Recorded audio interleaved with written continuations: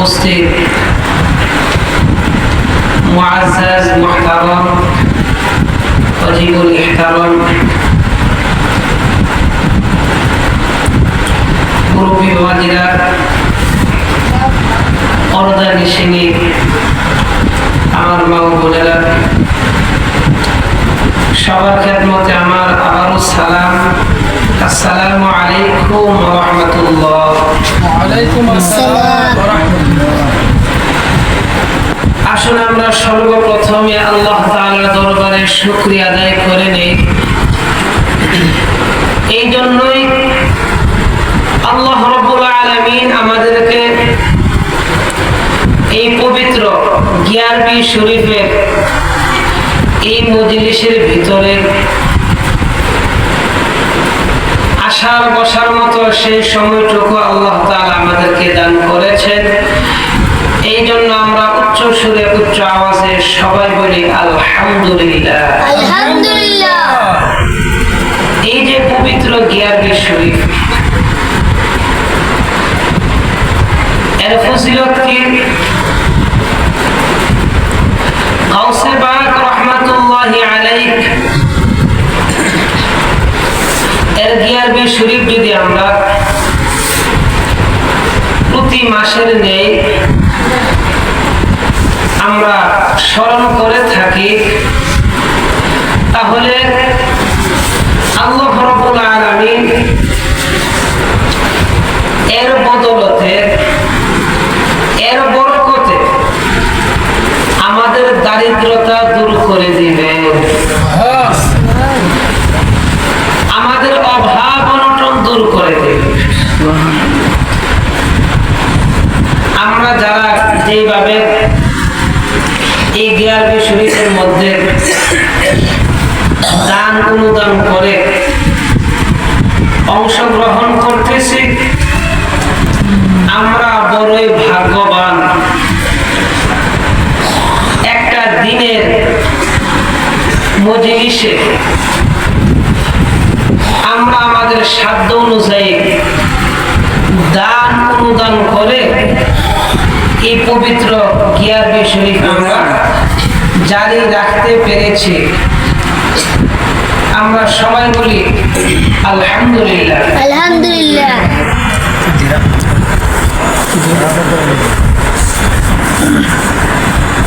আল্লাহ রাব্বুল আলামিন পবিত্র কুরআনুল মাজিদে বলেন, ওয়াল্লাইলি ইযা ইয়াগশা, রাতের শপথ যখন আলো ঢেকে যায়, যখন অন্ধকার বয়ে যায়, অন্ধকার চলে আসে, সেই রাতের শপথ, অন্ধকারের শপথ, ওয়ান্নাহারি ইযা তাজাল্লা, এবং দিনের শপথ যখন তা আলো হয়, সেই আলোর শপথ, রাতের শপথ এবং দিনের শপথ। এই দুইটা জিনিসের কসম খাইয়া আমার আল্লাহ তাআলা বলতেছেন, ওয়ামা খালাকাল যাকারা ওয়াল উনসা, আমি সৃষ্টি করেছি পুরুষ ও নারী। কন্যা সুবহানাল্লাহ, সুবহানাল্লাহ। আমি দুইটি ভাগে মানুষ সৃষ্টি করেছি। কসম হলো রাতের কসম, এরে বান্দা রাতের কসম, দিনের কসম, আমি মানুষ সৃষ্টি করেছি, তবে দুইটি ভাগে মানুষ সৃষ্টি করেছি, পুরুষ আর নারী। এই দুইটি ভাগে আমি মানুষ সৃষ্টি করেছি। কন্যা সুবহানাল্লাহ, সুবহানাল্লাহ। এরপরে আল্লাহ রাব্বুল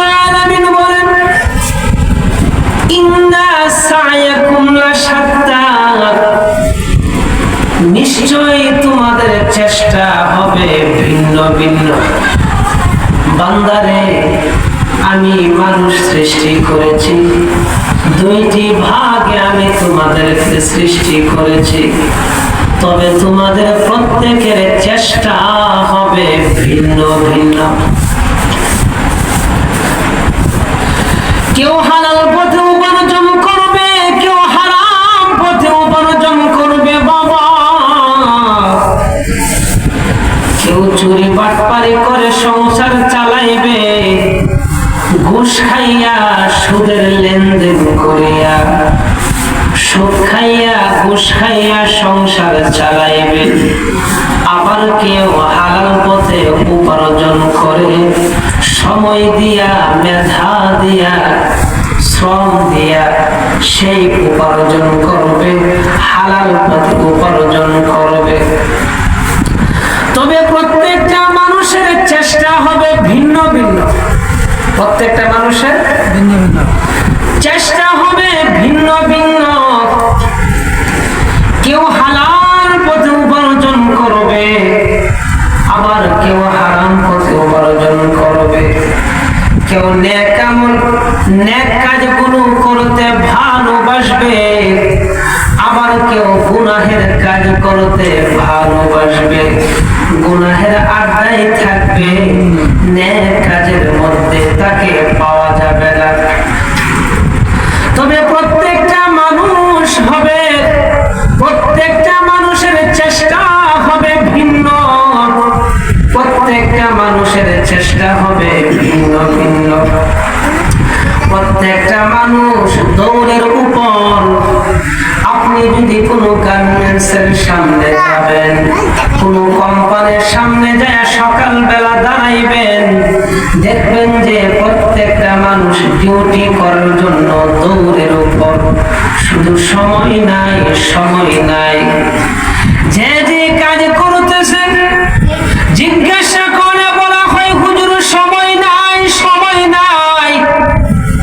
শুধু ব্যস্ত আর ব্যস্ত, প্রত্যেকটা মানুষ দৌড়ের উপর। সময় নাই, সময় নাই, সময় নাই। প্রত্যেকটা মানুষের চেষ্টা হবে ভিন্ন ভিন্ন। কেউ হালাল পথে উপার্জন করবে, কেউ নেক কাজ করবে, আবার কেউ গুনাহের কাজ করবে। কেউ হালাল পথে উপার্জন করবে, কেউ হারাম পথে উপার্জন করবে।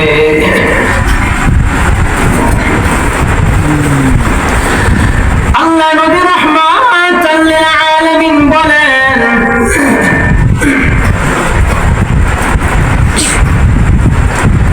সফরে থাকা এক ব্যক্তির আলোচনা করলেন। নবীজি বলতেছেন, ওই ব্যক্তি সফরে থাকার কারণে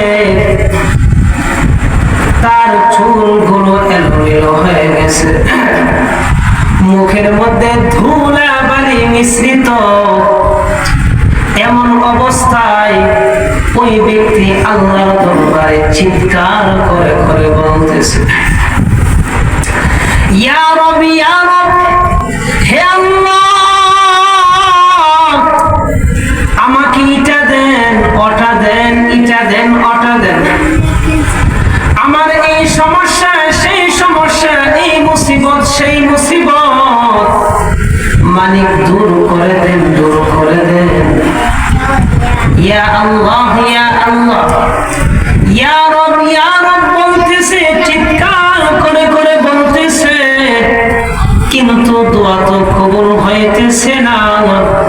নবীজি সাল্লাল্লাহু আলাইহি ওয়াসাল্লাম বলেন, বলেন তো তার দোয়া কবুল হবে কিভাবে? তার খাদ্য হারাম, তার পানি হারাম, তার শরীরের পোশাক হারাম, বলো তার দোয়াটা কবুল হবে কিভাবে?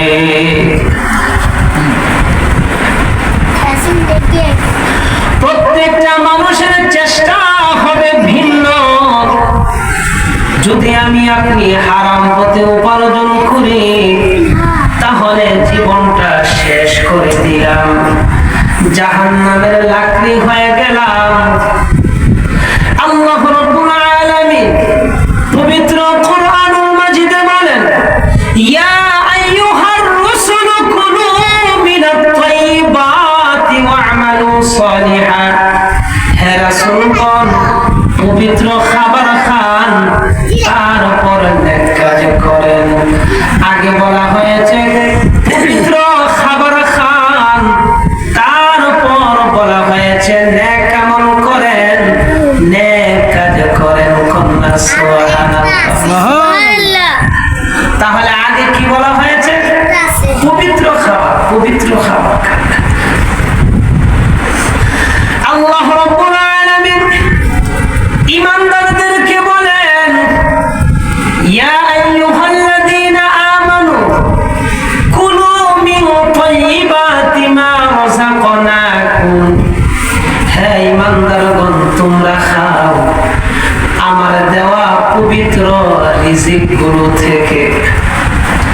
পবিত্র রিজিকগুলো খাও, ওয়াশকুরু লিল্লাহ, খাবার খাওয়ার পর তোমার পেট ভরছে, এবার আমার শুকরিয়া আদায় করো। এই জন্যই তো বাবাজি আমরা খাবার খাওয়ার শেষে আমরা সর্বপ্রথমে আল্লাহর প্রশংসা করি, আল্লাহর প্রতি কৃতজ্ঞতা প্রকাশ করে কন্যা সুবহানাল্লাহ। ঠিক কিনা বলেন?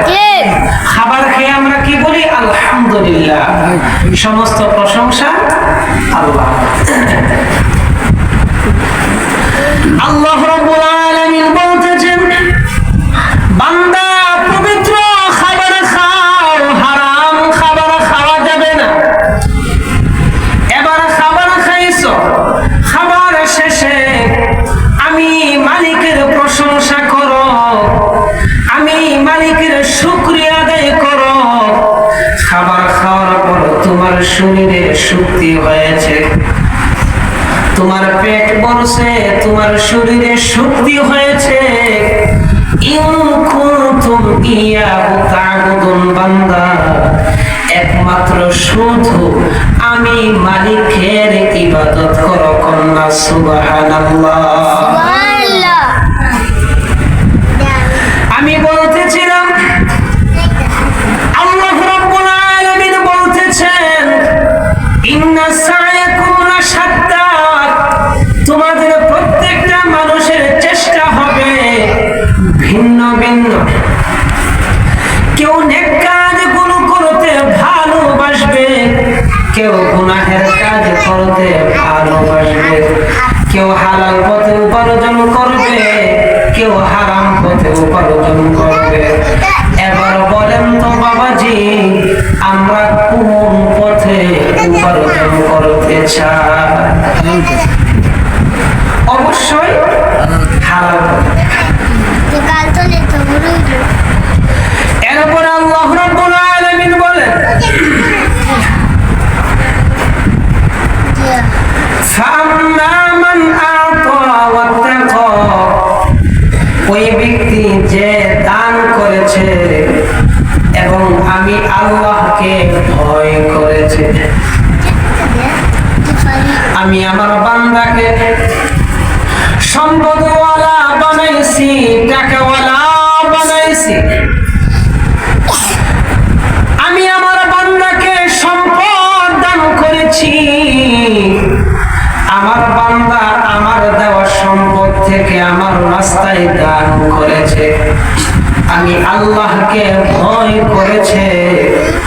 এরপরে আল্লাহ তাআলা বলেন, ওয়াসাদ্দাকা বিল হুসনা, এবং সবচেয়ে উত্তমকে সত্য মেনেছে। লা ইলাহা ইল্লাল্লাহ, আল্লাহ তাআলা ছাড়া কোনো মাবুদ নাই। সবচেয়ে উত্তম ভাগ্যকে, সবচেয়ে উত্তমকে উত্তম মেনে নিয়েছে, উত্তমকে উত্তম বলেছে, ভালোকে ভালো বলেছে। এখন সমাজের মধ্যে এরকমটা হয়ে গেছে, একটা ছেলে দেখার জন্য আপনার মেয়ের বাড়ির পক্ষ থেকে জিজ্ঞাসা করছে ছেলেটা ভালো নেই, জানা মতে ভালো। এরপর আমরা কি করি? একটু রাগ গুসা থাকার কারণে আমরা বলি যে না, জানা মতে ছেলেটা ভালো না। তো ভালোকে ভালো বলতে হবে, উত্তমকে উত্তম বলতে হবে, আবার খারাপকে খারাপ বলতে হবে। বান্দা কি করেছে? বান্দা আমার দেওয়া সম্পদ থেকে দান সদকা করেছে, একমাত্র আমি আল্লাহকে ভয় করেছে এবং উত্তমকে উত্তম মেনেছে।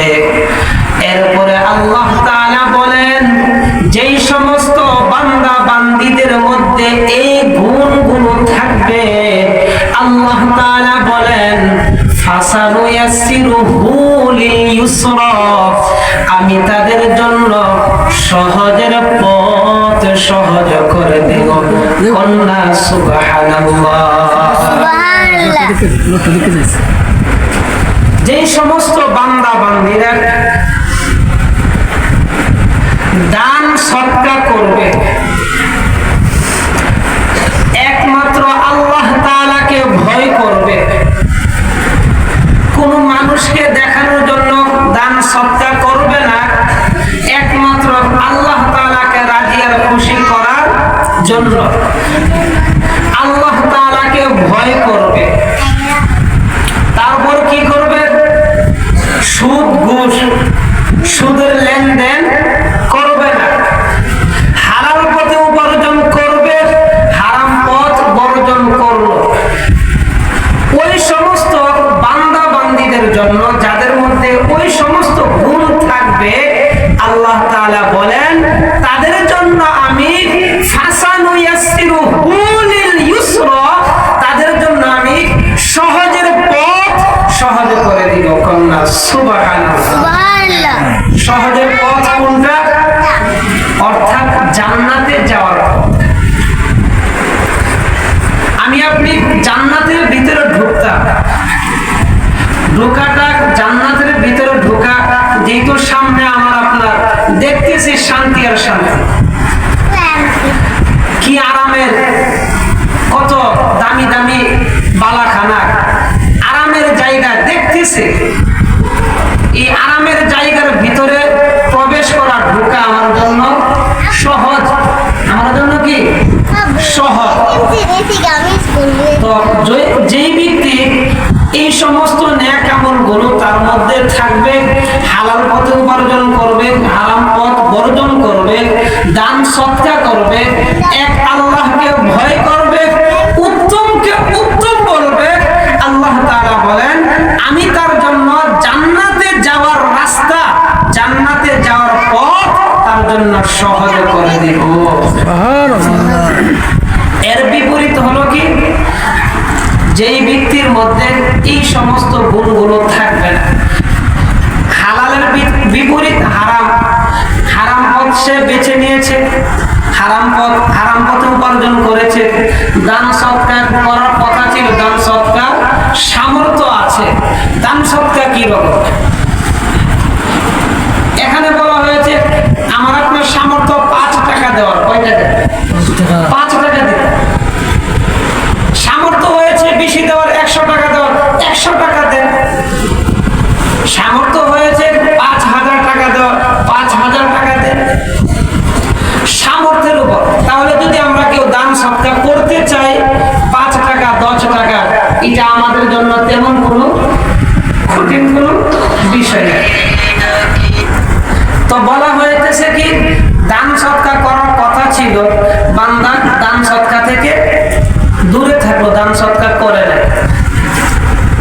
একমাত্র আমি আল্লাহকে ভয় করার কথা ছিল। বান্দা বলতেছে অমুকে দেখতেছে, তুমুকে দেখতেছে,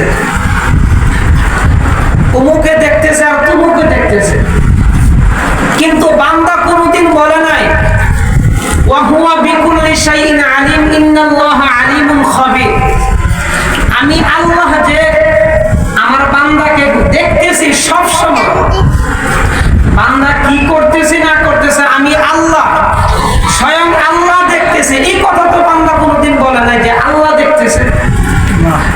বান্দা বিভিন্ন ডানে তাকায়, বামে তাকায়, সামনে তাকায়, কেউ দেখতেছে কিনা? বান্দা বলতেছে যদি কেউ দেখে যে অমুকে দেখছে, কিন্তু বান্দা তো বলে যে আল্লাহ সবকিছু দেখে, কিন্তু তখন তো বলে না যে আল্লাহ তো দেখতেছে, আমি কেন এই কাজটা করতেছি। তো আল্লাহকে ভয় করার কথা ছিল, এর বিপরীত কি করতেছে?